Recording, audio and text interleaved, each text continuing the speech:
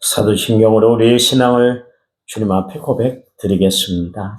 나는 전능하신 아버지 하나님 천지의 창조주를 믿습니다. 나는 그의 유일하신 아들 우리 주 예수 그리스도를 믿습니다. 그는 성령으로 잉태되어 동정녀 마리아에게서 나시고 본디오 빌라도에게 고난을 받아 십자가에 못 박혀 죽으시고 장사된 지 사흘 만에 죽은 자 가운데서 다시 살아나셨으며 하늘에 오르셔 전능하신 아버지 하나님 우편에 앉아 계시다가 거기로부터 살아있는 자와 죽은 자를 심판하러 오십니다. 나는 성령을 믿으며 거룩한 공교회와 성도의 교제와 죄를 용서하는 것과 몸의 부활과 영생을 믿습니다. 아멘. 찬송가 235장입니다. 235장. 찬송가 235장.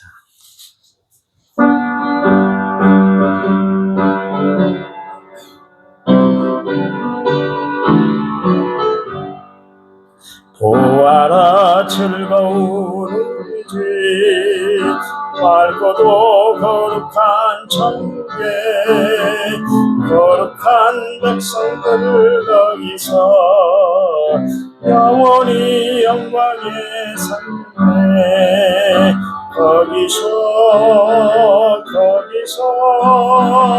기쁘고 즐거운 집에서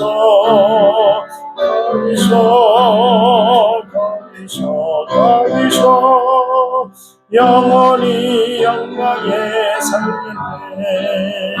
앞서간 우리의 친구들 광명한 그 집에 올라가 거룩한 주님의 보좌 찬미로 영원히 즐기네.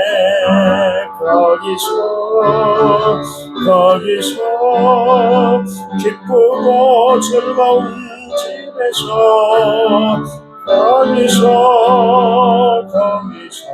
거기서 우리로 영원히 즐기네. 우리를 구하신 주님도 거룩한 그 집에 계시니 우리도 이 세상 떠날 때 주님과 영원히 살겠네. 거기서 기쁘고 즐거운 집에서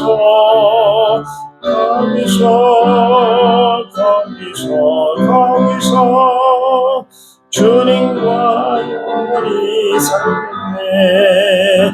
우리의 일생이 끝나면 영원히 즐거운 곳에서 거룩한 아버지 모시고 기쁘고 즐겁게 살겠네.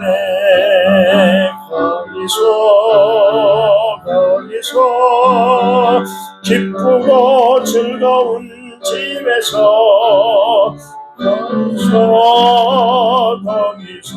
거기서 기쁘고 즐겁게 살겠네. 아멘. 성경 말씀 봅니다. 마가복음 5장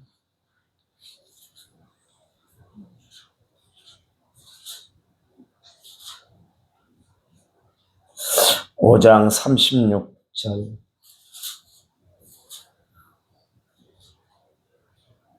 제가 읽습니다. 예수께서 그 하는 말을 곁에서 들으시고 해당장에 이르시되 두려워하지 말고 믿기만 하라 하시고 아멘. 1차 문제 6899번째 문제로 하나님 앞에 드렸습니다. 찬양 부릅니다. 주 예수 나의 당신이여. 찬양집 45번. 찬양집 45번. 45번.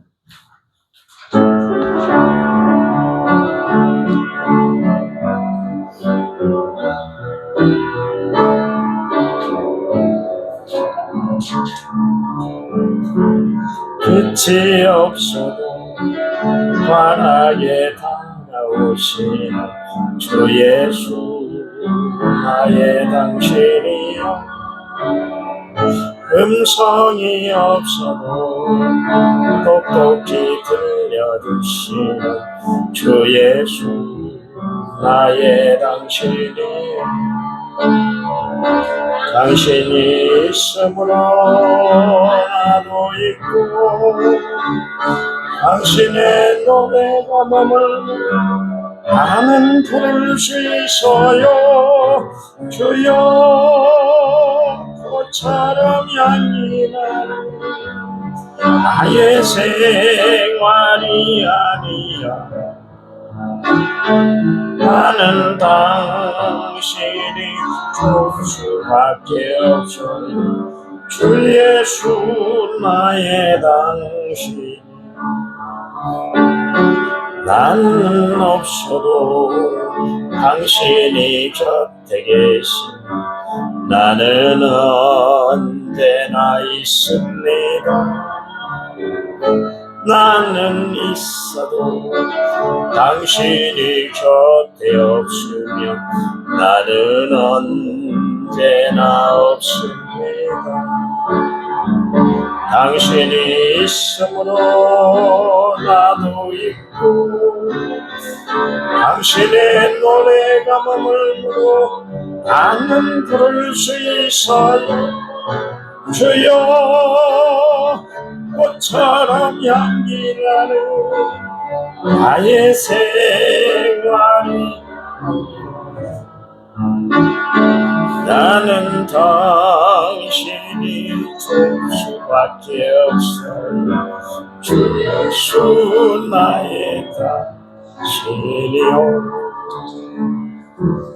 아멘 기도합니다 하나님 감사합니다 우리의 삶을 날마다 책임져 주시고 인도하시고 이끌어 주신 하나님인 줄 믿습니다 이 시간 하나님 말씀 앞에 부복하는 저희들에게 도와주시고 우리 남은 성결교회가 더 많이 무릎 꿇고 더 많이 하나님을 찾도록 찾는 귀한 교회가 되도록 도와주시옵소서 말씀 들을 때 성령이 우리와 함께 해주실 줄 믿고 예수님의 이름으로 기도했습니다. 아멘. 아멘. 그 히브리서에는 믿음의 정의가 거기 기록되어 있는데요. 믿음은 바라는 것들의 실상이요 보이지 않는 것들의 증거다 그랬습니다. 그런가 하면 또 히브리서 11장 3절에는 믿음으로 모든 세계가 하나님의 말씀으로 지어진 줄 우리가 안다 그랬습니다. 그리고 6절 말씀에 믿음이 없이는 하나님을 기쁘시게 할 수 없다 그랬습니다. 그리고 38절 말씀에서 믿음으로 살아가는 사람들은 세상이 감당할 수가 없다 그랬습니다. 그러면서 히브리서 12장 2절 말씀에서 믿음의 주여 또 온전하게 하신 예수님을 바라보고 살아갈 것을 우리에게 말씀하고 있습니다. 우리는 늘 살아갈 때 문제를 바라보는 것이 아니라 그 문제를 해결하시고 또 역사해 주신 하나님을 바라보고 살아가는 성도들이 되어야 할 줄 믿습니다.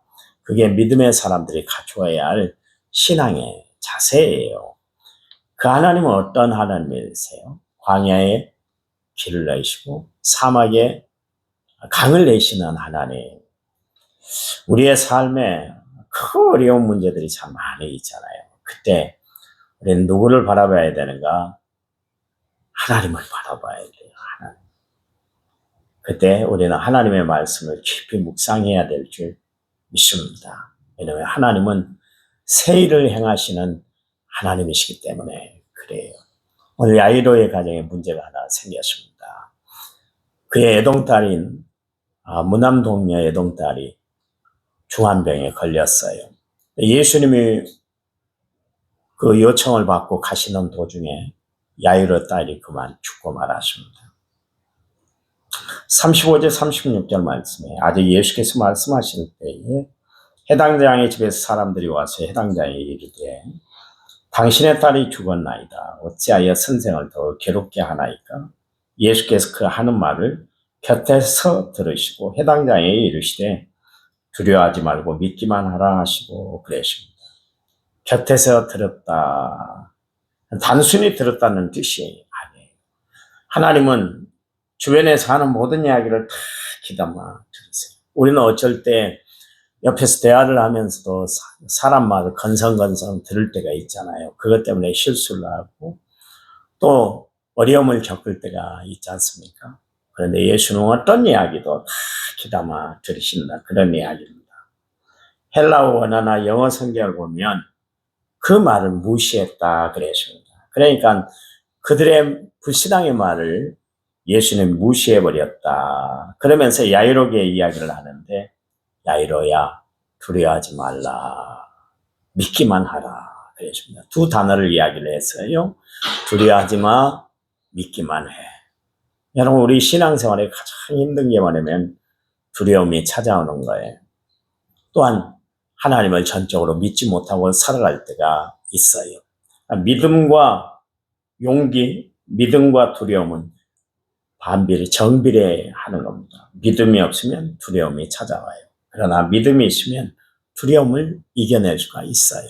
왜냐하면 하나님의 말씀은 우리를 담대하게 하기 때문인 줄 믿으시기 바랍니다. 우리가 늘상 들어야 할 이야기는 다른 거 아니에요.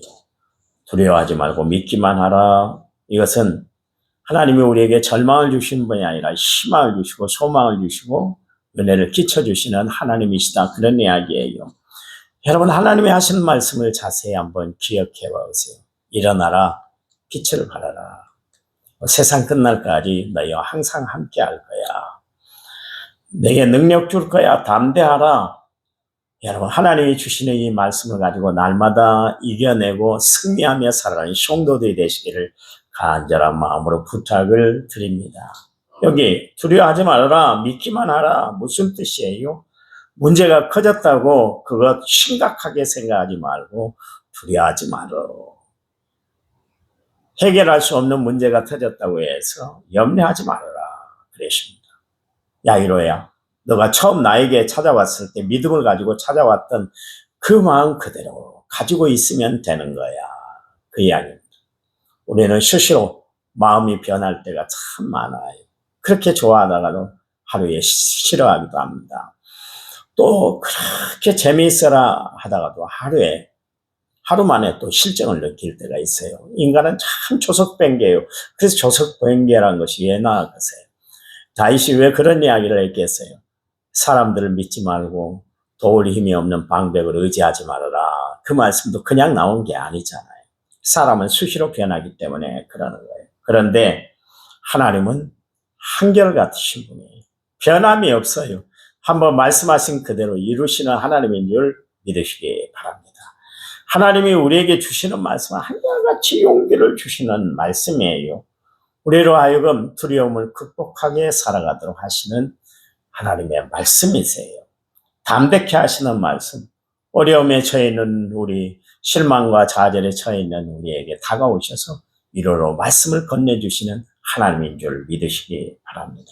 그분이 주시는 말씀은 은혜의 말씀이고 역사와 능력이 베풀어지시는 말씀이에요. 보세요. 예수님의 제자들 풍랑을 만나서 죽음의 고비 때문에 두려워 떨고 있을 때 예수님이 그들에게 가셔서 하신 말씀이 뭐냐면 너희 두려워하지 말라. 그래서 어려운 현실 앞에 서 있던 여호수아에게 주님이 나타나셔서 여호수아야 두려워하지 마라. 담대해. 강하고 담대해. 내가 너와 함께 있을 거야. 말씀하셨죠. 바벨론 포로 생활 중에 있던 이스라엘 백성들, 절망과 좌절의 늪에 깊이 빠져 있었던 이스라엘 백성들에게 하나님이 나타나셔서 일어나라. 빛을 발하라. 그랬잖아요. 부활 성천하신 주님이 우리에게 남기신 말씀이 뭐예요? 세상 끝날까지 너희와 항상 있을 거야. 이런 말씀들이 계속 주어지고 있는 것을 알 수가 있습니다. 그러니 성도들은 날마다 우리에게 들려주시는 하나님의 말씀을 귀담아 듣고 그 말씀을 마음판에 새기고 살아가는 성도들이 되어야 할 줄 믿습니다. 거기에 승리가 보장이 되고 이기는 힘을 거기서 얻게 되고 감당할 수 있는 감당하고 이겨낼 수 있는 극복할 수 있는 하나님의 역사를 체험할 수가 있기 때문에 그렇습니다. 이제 예수님이 베드로와 야고보와 요한을 데리고 해당장 야이로의 집에 갔어요. 해당장 야이로 집에서는 이미 장례식이 시작이 됐습니다. 우리나라는 장례식을 하면 굉장히 엄숙한 분위기에서 하잖아요. 그런데 유대인들 장례식은 참 좀 시끄럽고 떠들썩합니다. 우리도 옛날에 장례식 할 때 막 곡하는 사람들이 있었잖아요. 그리고 상주도 역시 마찬가지로 지팡이를 짚고 베옷을 입고 막 곡을 했잖아요. 아이고 아이고 그러면서 곡을 했잖아요. 이스라엘 장례식도 마찬가지로 세 가지가 꼭 장례식에 나타나야 되는데, 첫 번째 슬픔을 표시를 해야 됩니다. 적극적으로. 그러니까 큰 소리로 울어야 되는 것이죠. 먼저 가신 분 때문에 아쉬운 마음을 그렇게 표현을 하게 되는 거예요. 또 옷을 쫙 찢어야 돼요. 그래서 참 이스라엘 백성들은 대단한 사람들이라는 것이, 전통적으로 이제 옷을 찢는 방법이 39가지로 그렇게 규정을 해놓고 있습니다. 그 규정 안에서 옷을 찢어야 된다, 그렇게 하고 있습니다. 그래서 사람들은 장례식에 갈 때는 항상 찢어진 옷을 입고 가야 돼요. 그래서 어차피 찢어야 되니까 가서. 첫 번째, 곡하는 사람이 있어야 됩니다. 이 곡하는 사람은 2명을 불러야 돼요. 그리고 또 피리 부는 사람이 있어야 됩니다. 왜냐면 좀 그 분위기를 좀 슬프게 만들기 위해서 피리 부는 사람이 가는 겁니다. 그래서 전통적으로 유대인들이 장례식을 할 때는 꼭 3사람을 사야 되는 거예요. 곡하는 사람들 2, 그리고 피리 부는 사람 1사람, 3사람을 그렇게 장례식장에 있게 해야 됩니다. 근데 그날따라 그 마을의 유지였던 해당장 야이로의 딸이 죽었으니 얼마나 시끄럽겠어요. 온통 사람들이 와가지고 시끄럽게 곡을 하고 피리를 불고 난리를 피우고 있었습니다. 그때 예수님이 들어가셔서 장례 치고 있는 그들을 향해서 예수님이 이런 말씀을 하셨어요. 너희가 어찌하여 떠들며 우느냐. 예수님이 지금 장례식 분위기를 몰라서 이런 이야기 하신 거 아니에요. 예수님도 계속 유대 나라에서 그렇게 활동을 하고 생활을 하고 관습을 익혀왔기 때문에 누구보다도 잘 아시는 분인데도 불구하고 그 장례식장에 들어가서 어찌하여 떠들며 우느냐 그러십니다. 그러면서 예수님이 이야기를 하는데 이 아이가 죽은 것이 아니라 잔다 그러십니다. 예수님 지금 몰라서 이런 이야기 하는 거 아니에요. 우리가 방금 읽었던 말씀에 그 이야기가 전해지고 있잖아요. 예수님이 곁에서 다 듣고 계셨다. 사람들이 건네준 이야기를 다 들었다. 아이가 죽었다는 것을 예수님 몰라서 지금 이런 이야기 하신 거 아니에요. 다 아세요. 하나님은 모르신 것이 없는 하나님인 줄 믿으시기 바랍니다. 그래서 예수님도 그 아이가 숨이 떨어졌다는 것을 알고 계셨어요. 그런데도 불구하고 예수님은 그 아이가 죽은 것이 아니라 잔다. 여러분, 마치 예수님은 잠자는 아이를 깨우는 것처럼 지금 해당장 야이로의 딸을 지금 잠자는 것으로 비유해서 내가 깨울 거야. 그 말씀을 하고 계시는 거예요. 요한복음 11장 11절 말씀에 보니까 나사로가 죽었을 때도 예수님이 잔다 그랬고요.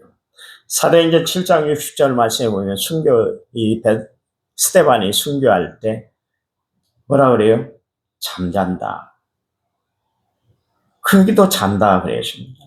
그러니까 예수님뿐만 아니라 성경의 기록자들도 하나님의 사람들이 죽음에 대해서 어떻게 했냐? 죽었다 이렇게 표현하기보다는 잠잔다 그렇게 표현하고 있는 것을 알 수가 있습니다. 여러분, 죽음은 그것으로 끝나는 것이 아니에요. 자다가 깨는 것처럼 분명히 다 일어날 때가 있어요. 언젠간 우리의 호흡이 끊어질 날이 있을 거예요. 고린도후서 5장 8절의 말씀에처럼 그때 우리의 영혼은 우리의 몸을 따라서 예수님과 함께 있게 된다 그랬습니다. 그리고 누가복음 23장 43절에서 예수님이 십자가에 달리셨을 때 오른쪽, 성경의 표현은 정확히 오른쪽, 왼쪽 표현하고 있지는 않습니다만 보통 우리가 구원을 이야기할 때 오른쪽을 이야기하니까 사람들은 오른편 강도다 그렇게 이야기를 하고, 회개하지 않은 사람은 왼편 강도다 그렇게 표현을 하고 있습니다만, 하여튼 간에 오른편 강도가 예수님께 회개했습니다. 주님 나라에 임하실 때 나를 기억해 주세요. 그랬어요. 그랬더니 예수님은 어떻게 합니까? 오늘 내가 나와 함께 낙원에 있을 거야. 그렇게 말씀을 하고 계시잖아요. 그러니까 상도들은 잠자는 것이지 죽음으로 끝나는 것은 결코 아니다. 그런 이야기입니다. 여러분, 그래요. 우리의 영혼은 하나님과 함께하는 줄 믿으시기 바랍니다. 우리의 몸은 비록 죽는다 할지라도 우리의 영혼은 끝까지 하나님과 함께해요. 성도의 육체가 장막을 떠나면 성도의 영혼은 즉시 그 시로 하나님 나라 천국에 가게 되는 겁니다. 그러나 예수님이 다시 오는 날 우리의 몸은 잠에서 깨어나게 되는 줄 믿으시기 바랍니다. 그래서 고린도전서 15장 51절에 53절 말씀했처럼 예수님이 다시 오는 날 성도들의 잠자던 몸이 다 일어나게 된다 그러십니다. 그들의 몸은 썩지 아니할 것이고 죽지 않을 것이다 말씀하고 계세요. 말하자면 영광스러운 몸으로 부활하게 된다 그런 이야기입니다. 그러면 예수님이 부활의 몸을 입은 것처럼 천국에 있는 성도의 영혼도 부활의 몸을 입게 된다 그런 이야기. 그러니까 성도들의 영혼과 육체가 완전한 상태로 재결합하게 된다 그런 이야기예요. 그래서 로마서 8장 17절 말씀처럼 성도들은 예수님과 함께 영원한 영광을 누리게 된다 말씀하고 있어요. 여러분, 우리의 죽음, 성도의 죽음은 죽어버리는 것을만 끝마치는 것이 아니에요. 성도의 영혼은 예수님이 계신 천국으로 가게 되는 줄 아시기 바랍니다. 그리고 성도의 몸은 잠시 잠이 들어요. 그러니까 예수님이 다시 오는 날 깨어나서 영화로운 몸이 되게 된다 그런 이야기. 그러니 성도들은 죽음을 두려워할 필요가 없는 거예요.